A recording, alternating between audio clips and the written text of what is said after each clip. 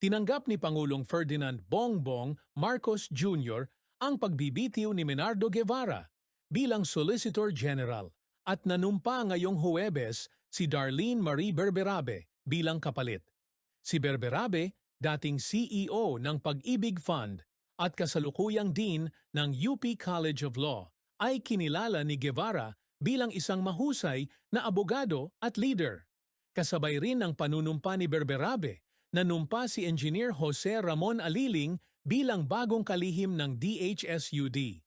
Itinanggi ni Executive Secretary Lucas Bersamin na ang pag-alis ni Guevara ay may kaugnayan sa issue ng ICC at kay dating Pangulong Duterte, at iginiit na may tiwala pa rin si Marcos kay Guevara hanggang sa kanyang pagbibitiw.